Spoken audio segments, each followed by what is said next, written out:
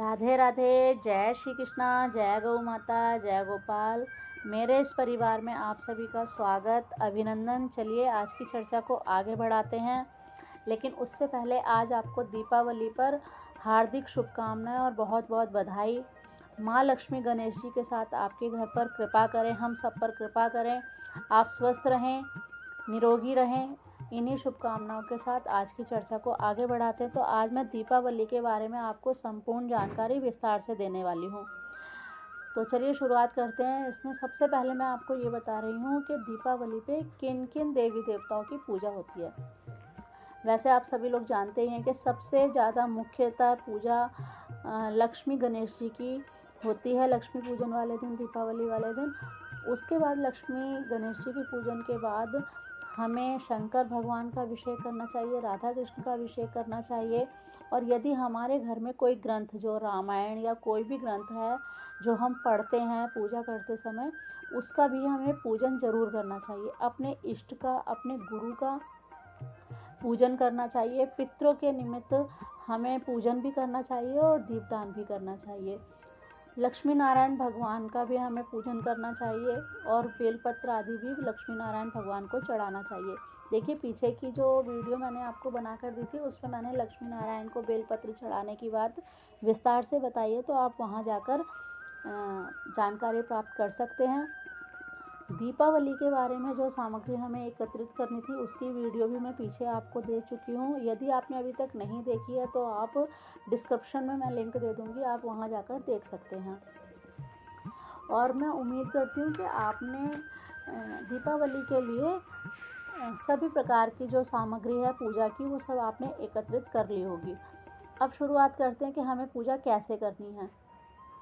तो देखिए, सबसे पहले आप जहाँ पर आपको पूजा करनी है, चौकी बिछानी है, वहाँ पर आप अच्छे से साफ़ सफाई कर लें।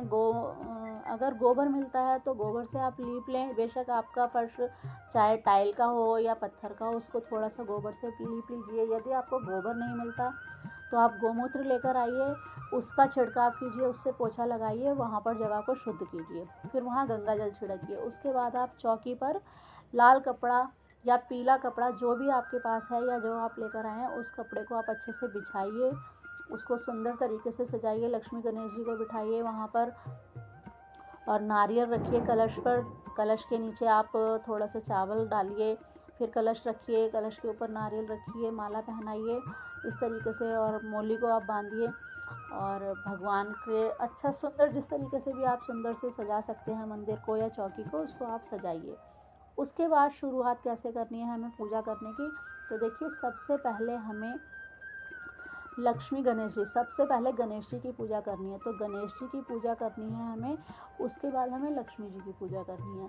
तो गणेश जी को हमें गंगा जल से स्नान कराना है, और माँ लक्ष्मी को हमें घी से स्नान कराना है।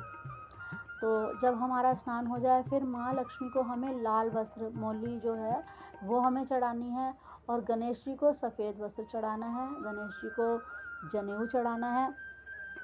और माँ लक्ष्मी को और गणेश जी को दोनों को तिलक, केसर का, लाल चंदन का, सिंदूर का, हल्दी का, जो भी चीज़ आपके पास हो।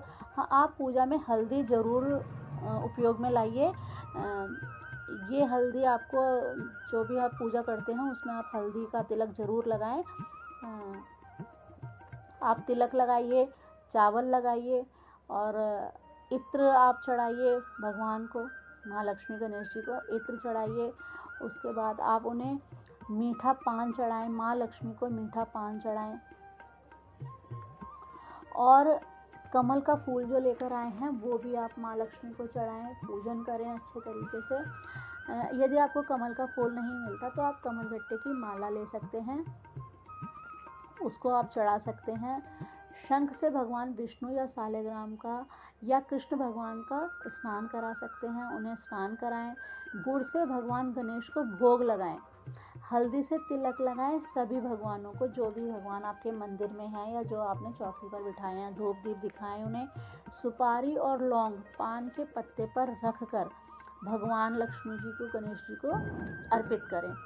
मीठा पान आप लक्ष्मी जी को चढ़ाएं और सुपारी, लौंग, पान आप गणेश जी को चढ़ाएं।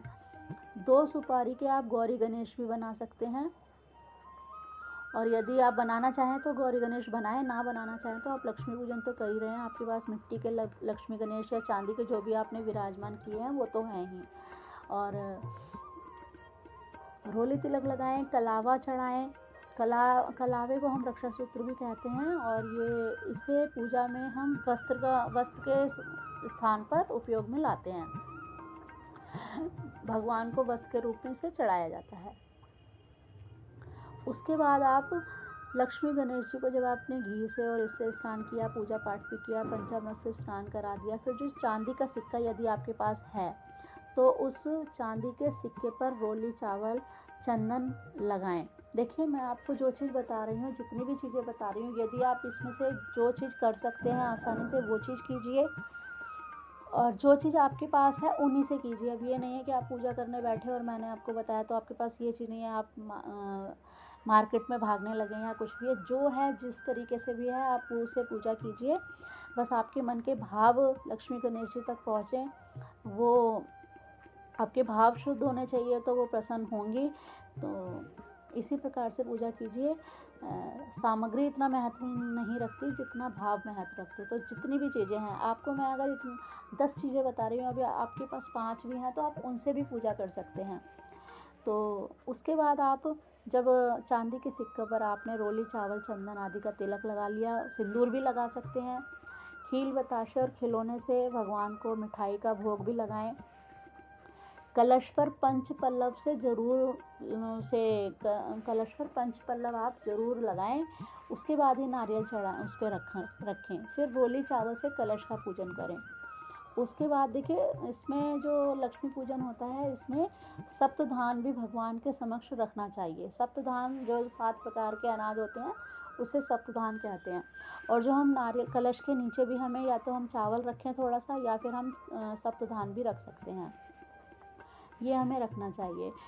और जो बड़ा दिया हम पूरी रात जो जलाएंगे उसके नीचे भी हमें सप्तधान रखना चाहिए। सप्तधान ना हो तो आप चावल भी रख सकते हैं, बस ध्यान इतना रहना चाहिए कि चावल टूटा हुआ ना हो।